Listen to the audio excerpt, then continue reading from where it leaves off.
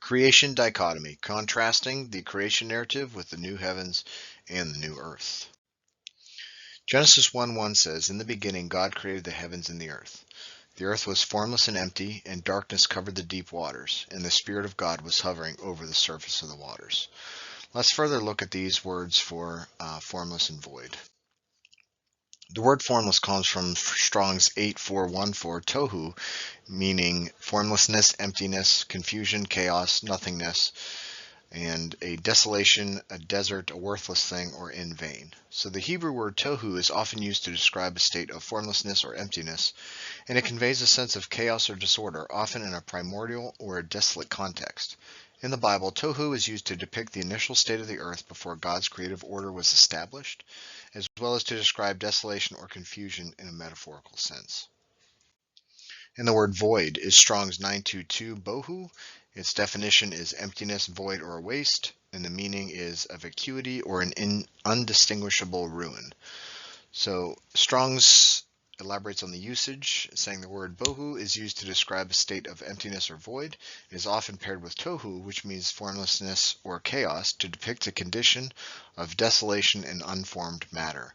The term is primarily used in the context of the creative narrative to describe the earth's initial state before God's creative work brought order and life. Creation in the beginning is separating order from formlessness and void chaos. There was only water and darkness. Division with creation. So you have the heavens being separated from the earth in Genesis 1:1. Then you have light being separated from dark and day being separated from night in Genesis 1:4 and 1:5.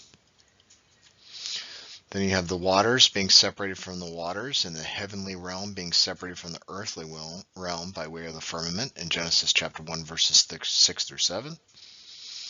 Then you have land being separated from the sea in Genesis 1:9. And then you have plants being separated with growing both above and below the earth in Genesis chapter 1, verses 12. Then you have the sun and the moon as a lighting dichotomy in Genesis chapter 1, verse 16. Then you have the separation of the flying animals and the sea animals in Genesis chapter 1, verse 20. Then you have man being separated from the beast in Genesis chapter 1, verse 26.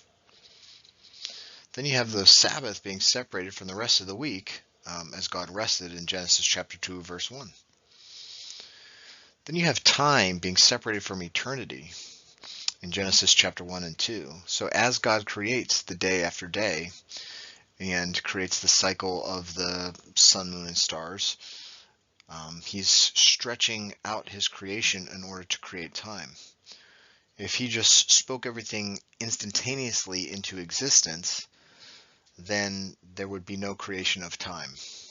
So by stretching out his creation, he created the day, the year, the month with the moon, the year with the stars, the day with the sun, and then the week with the creation narrative with the 7 days. Then he separated Eden from the rest of creation in Genesis chapter 2, verse 8.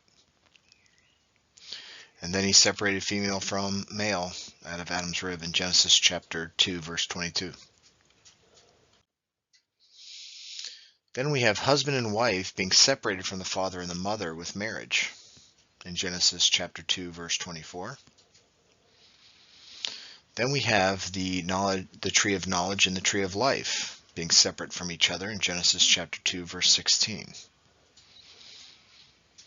Then you have heavenly bodies being separated from the earthly bodies at the fall in Genesis chapter 3, verse 7, and 2 Corinthians chapter 5, verse 1 and 4.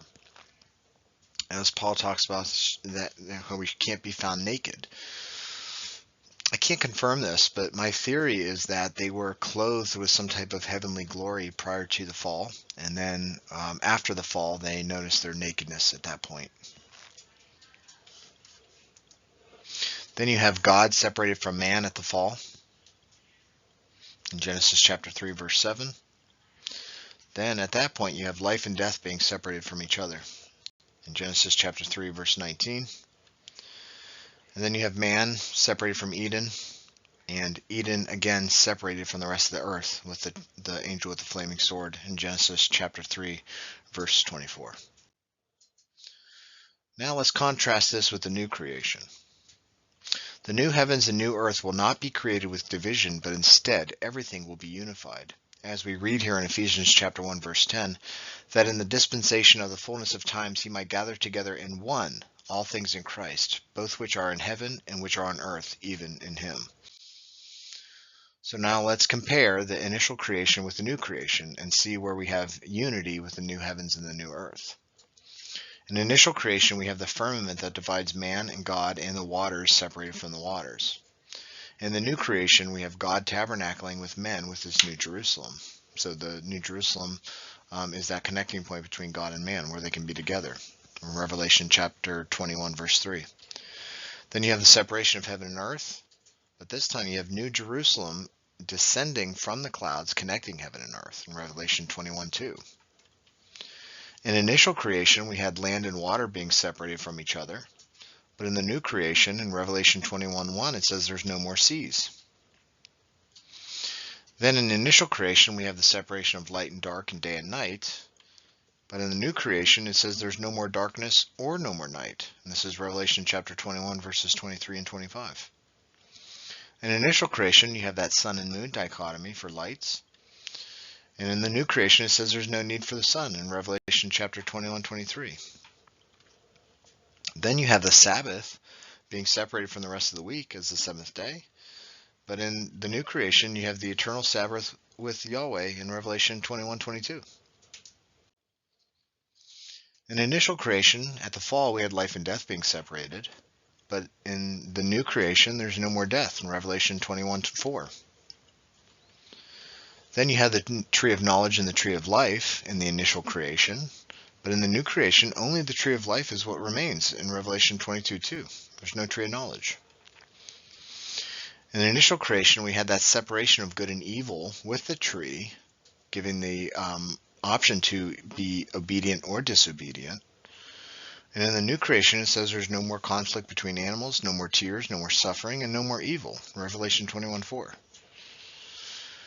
In the initial creation, you have the separation of man and woman, and then the further separation of leaving the father and mother after marriage.